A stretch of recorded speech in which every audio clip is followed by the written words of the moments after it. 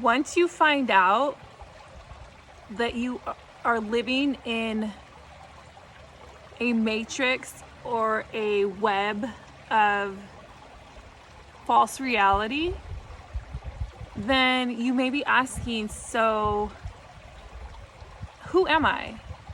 What is my purpose? What is my truth about myself? How do you figure that out? As I mentioned before, I'm a Christian, so for me, I see myself as a child of God, and I see the Father, Son, Holy Spirit, Jesus, God, and the Holy Spirit as my heart and my soul of figuring out what it is that I look like, and that's what I carry in my heart. And I challenge anybody to do some research about that, even if it's not what you believe, and see what that means to me, and try to figure out what that is how I see myself.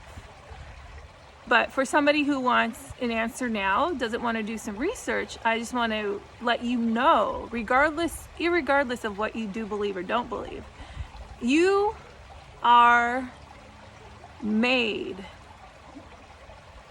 special for your calling, for your soul purpose.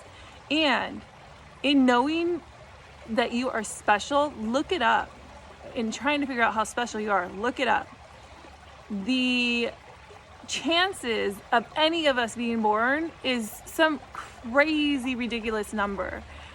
If you just think about all the chances of your parents meeting and them having intercourse at the right time, how many sperm a man has. We have one egg that gets passed most of the time, and just for this to all work, the number that I kept seeing was like 1 in something trillion, 700 trillion or something like that. I'm horrible with quotes unless I have it written down and I don't have the notes, but something like crazy off the charts. Who knows how it even happened? If you don't believe in God, like I said, do some research, try to figure that out, like see who the true you really is.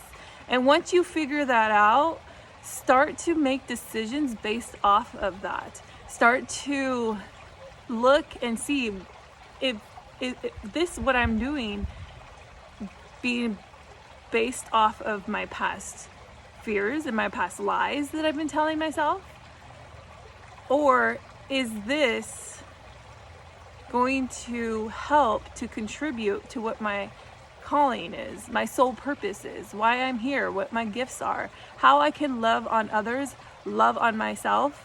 And in doing that, I read in this book, the Mastery of Love, it talks about how there was a master, and he was talking and preaching about love, doing really a great job on somebody's heart. And so that person invited the master over to his house, and he was so excited when the master accepted, because he's like, I know you don't have a lot of time, I know you're busy, but I would love for you to come visit me.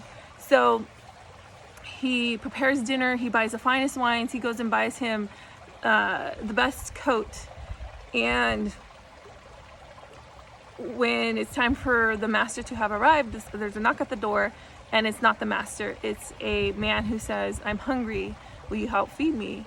And so the man feeds him in anticipation of, okay, kind of like hurrying him along. The master's supposed to come, like, finish eating. And then once the guy leaves, he ends up making more dinner, resetting the place, and he gets a knock at the door. This time it's a woman saying, I'm thirsty. So he gives her some wine of the master's that he had prepared. And again, he's like, okay, let's get things going. I'm going to get it ready for the master.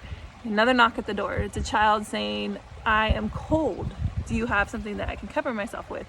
And so he gives him the clothing that he had originally bought for the master.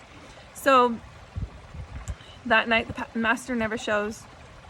He goes to sleep, still thankful that the master had even said that he would try to make it, even though he wasn't able to.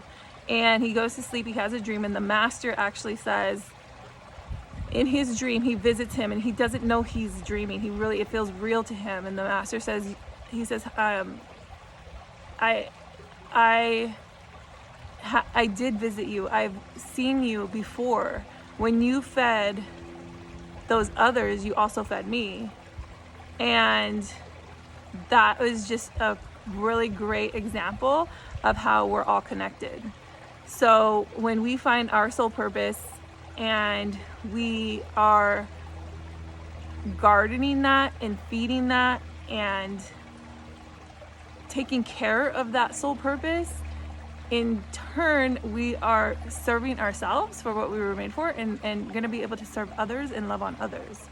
And it's just like a whole woven, this is the kind of weaving that we want to do, truth weaving, right? Not the one where we're stuck in the lies and just the chaotic webs of lies. Those are not what we want to be stuck in. We want to be more like this, like a heart, where we're sending energy to each other, and it's just it's beautiful. So yep, that's what I learned this week in my search for these answers of why we do what we know we shouldn't do and why we aren't doing what we know we should. So something to chew on, something to think about. Let's practice searching who our true selves are, what our truth is, and in doing so we will be able to bless others, bless ourselves, and spread some more of this, some more love in the world. So all right guys, thanks, have a good day, we'll talk to you later.